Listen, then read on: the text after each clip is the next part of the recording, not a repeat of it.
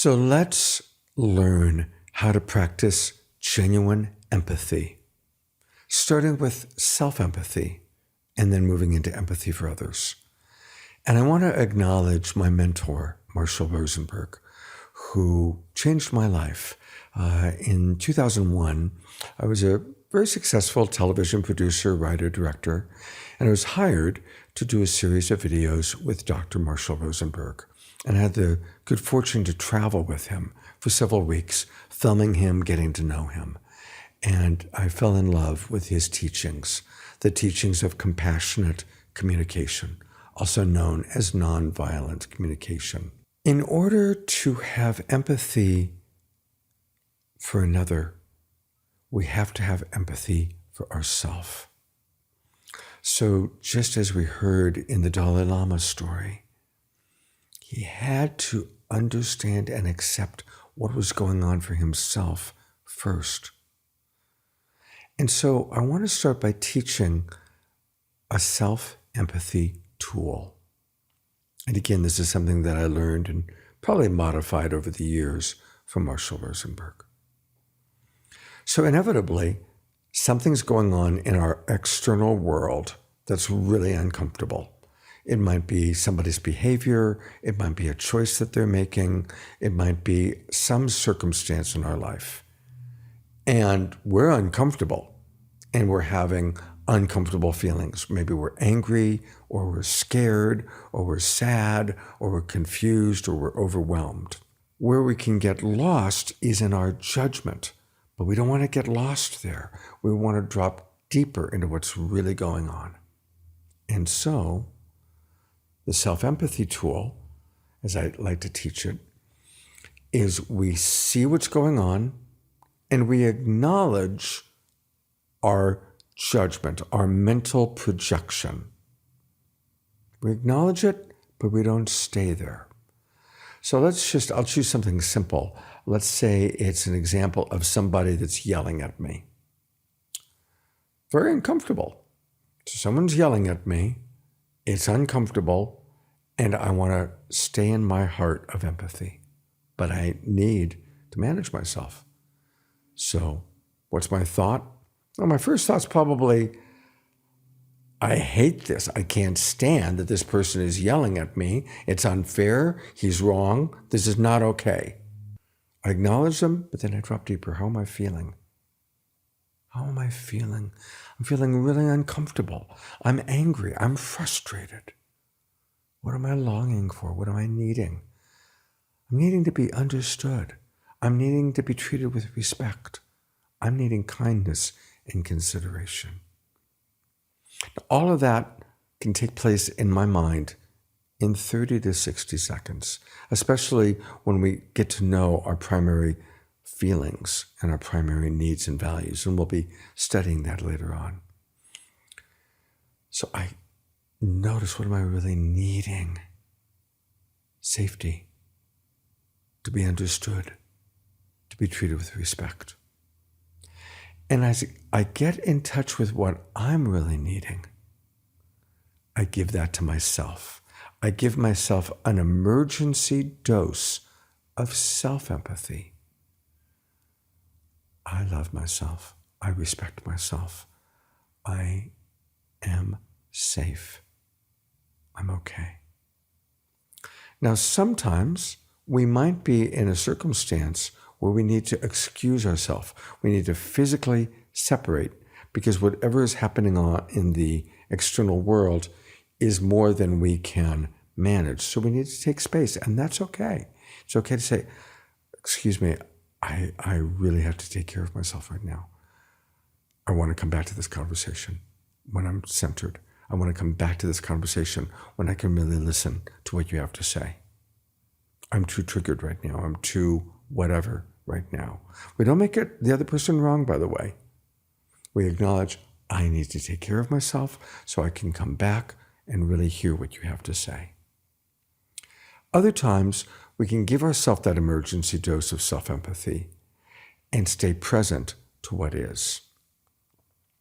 But the key is not staying stuck in the judgment, dropping into what we're actually feeling, and then underneath that, what we're really needing, what we're longing for. And then we learn how to practice what might the other person is what they're saying, but what are they really feeling and what are they really needing? And this is the great genius of Marshall Rosenberg, because he came to understand that everything that's going on for us is based on our universal human needs and values. And so I'm going to bring up this wonderful list of universal human needs and values. And I invite you to really use this list. And this is going to be the foundational list for our course. We're going to reference it many times. But look at these words.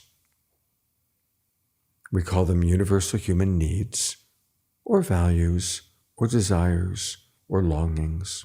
And these words are what drive us. In fact, everything we do in our life is an attempt to get one or more of these words met in a certain way. When these needs, these values are met, we have comfortable feelings. When these needs or these values are not met, we have uncomfortable feelings. Therefore, by learning how to be in touch with what we're feeling,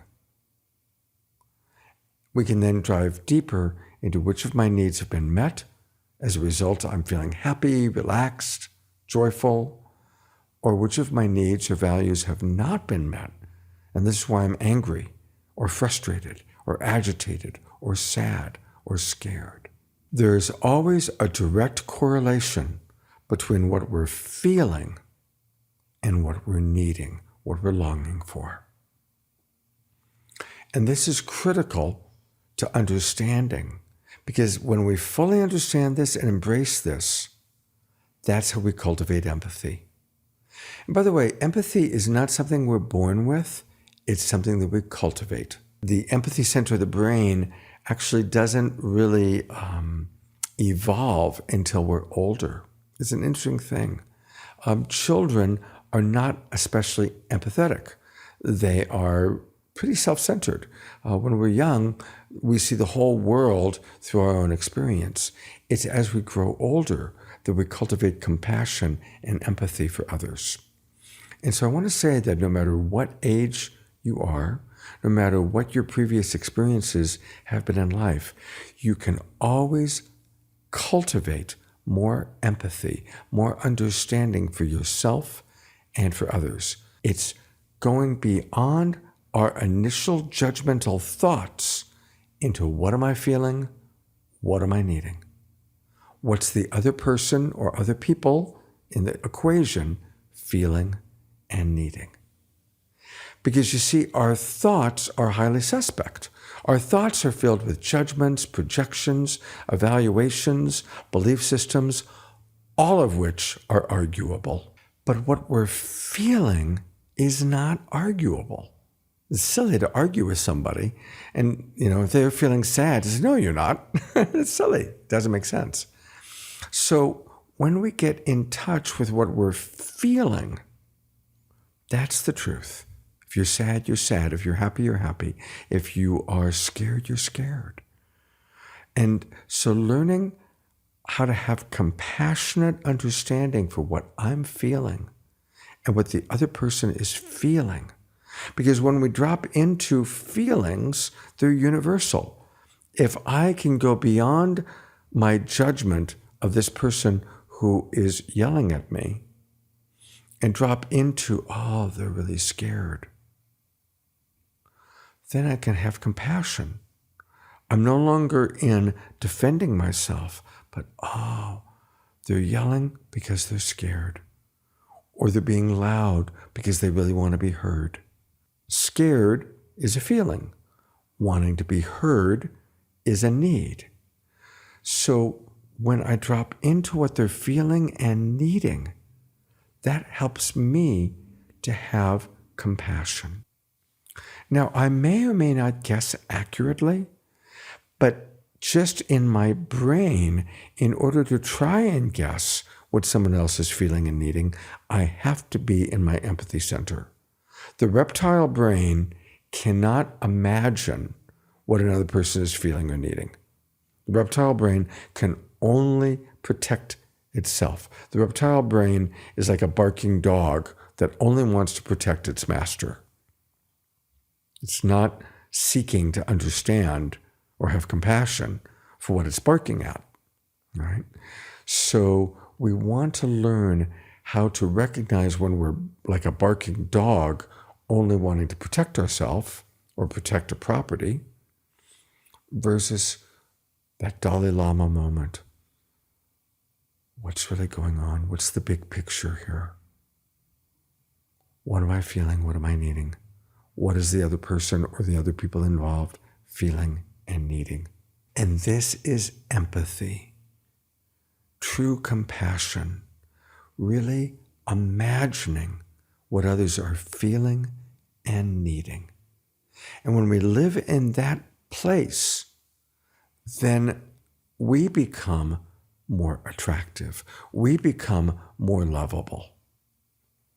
Because when we are not seeing someone through the eyes of judgment, but we're seeing them through the eyes of care, at some point they're going to soften and feel safer, and they're going to be less reactive. And then at a certain point, they're going to feel safe enough to connect with us on a deeper level. Your homework assignment is to start connecting the list of feelings with the list of needs. What are some of your predominant feelings, emotions? And I want to remind you that there's no such thing as bad feelings or negative feelings or negative emotions. That's a really unfortunate use of the English language because it creates a judgment that certain feelings or emotions are bad or wrong or we shouldn't have them. All of the words on this list are perfectly human feelings and emotions. They're not bad, they're not wrong, but some of them are very uncomfortable. And again, we have to accept that we have uncomfortable feelings in our life as well as comfortable feelings. Homework assignment number 1, what are your predominant feelings? As you look at this list, what are some of the feelings that you experience on a regular basis? Second part of the homework assignment, what are some of the feelings that you ignore or that you've made a holy vow, I'm not going to ever feel angry because that's not spiritual, right? Or I'm not going to feel sadness because boys don't cry. And I'm using 2 typical examples that I've heard many, many times over the years. And again, I have compassionate understanding. We live in a culture and there are certain environmental influences that teach you that it's not spiritual to be angry. Well, I disagree. It's not optimal to use our anger to hurt another person. That's not okay. But anger is a natural human emotion. And there is a story in the Bible in which Jesus sees that the temple has been turned into a marketplace and he gets pissed off, he gets angry, and he's turning the tables upside down. So even Jesus got angry. All of our feelings do have value. We get angry because our need for respect hasn't been met. We get angry because perhaps our need for safety isn't being met. Make a list of the predominant universal human needs that are important to you. Anywhere from 5 to 15. And then connect. How do you feel when those important needs or values are met? How do you feel? What are your emotions when they are not met? This is the homework assignment, getting to know your current primary state of feelings and needs. And again, remember that if you don't like the word need, you call it values, longings, desires. I want to acknowledge that some people have been traumatized by parents or loved ones, "You're so needy. Don't be needy." And being needy is a painful judgment that gets thrown at us sometimes. That's different than this use of the word of seeing that these are universal human needs, values, longings, desires.